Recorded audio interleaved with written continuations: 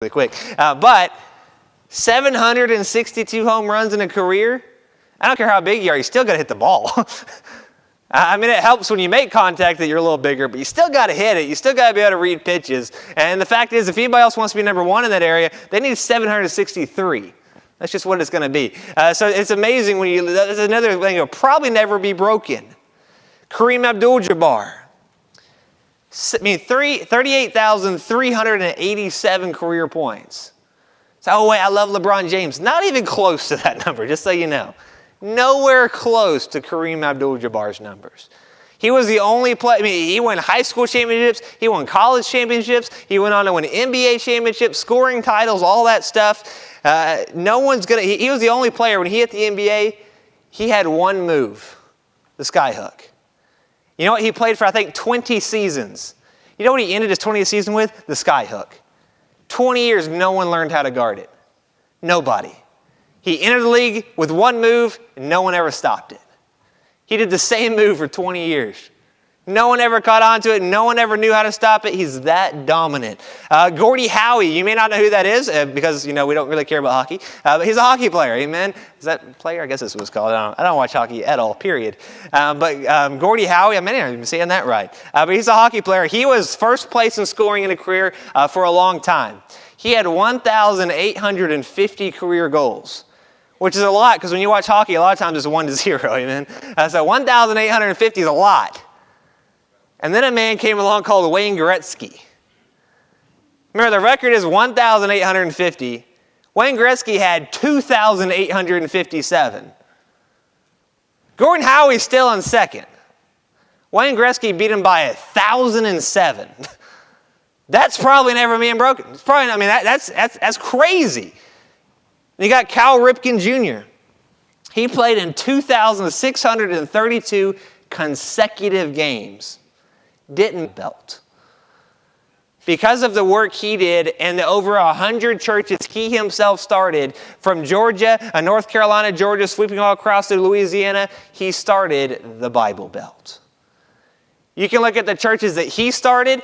You can look at a map of the churches that he started, plus the churches that his churches started, and then look at a church of the Bible Belt today, it's the exact same. So all those churches that marinated the South and indoctrinated all those kids and all those salvations, one person did that. One person led the charge. You look at D.L. Moody, obviously we know who that is. Charles Haddon Spurgeon, all these men throughout history. Whitefield.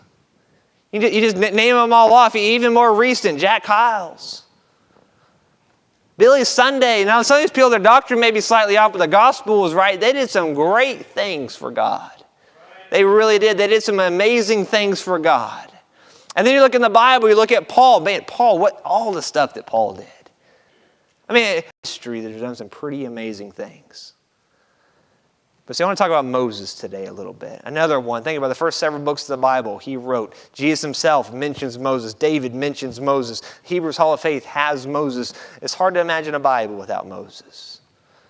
He's crucial. He did so much for the 10 Commandments given to Moses. So many big things in the Bible that we remember Moses did. But I want to start at the beginning. I want to see how it all started out. Exodus chapter number 2. How it all started in Moses' life. See, I think Moses is very relatable to us. I think we can look at Moses' life and we can learn something. I think we can look at Moses' life and say, you know what, I can relate to that. That kind of reminds me of me a little bit. So, that's such a long time ago. There's nothing new under the sun. We can look at Moses' life. Exodus chapter number 2, verse number 8. The Bible said, and Pharaoh's daughter said to her, go. And the maid went and called the child's mother. Verse 9, and Pharaoh's daughter said unto her, take this child away and nurse it for me, and I'll give thee thy wages. And the woman took the child and nursed it. But verse number 10, so essentially at this point, Moses' mom is being able to raise Moses and getting paid for it. It's all working out. But in verse number 10 it says, and the child grew, and she brought him unto Pharaoh's daughter. And he became her son. You see, the agreement was you raise Moses to a certain point, and then you bring him to me. You get him through all the diaper stages, the annoying crying and all that stuff. And once he's kind of old enough and starts to understand a little bit, you bring him to me. It says, and she called his name Moses, and she said, because I drew him out of the water. So in other words, Moses was raised in Pharaoh's temple, his palace. So that sounds pretty good. If you ask me, that's a pretty bad upbringing. Think about it. What is he? He's a Hebrew, which means he has one God.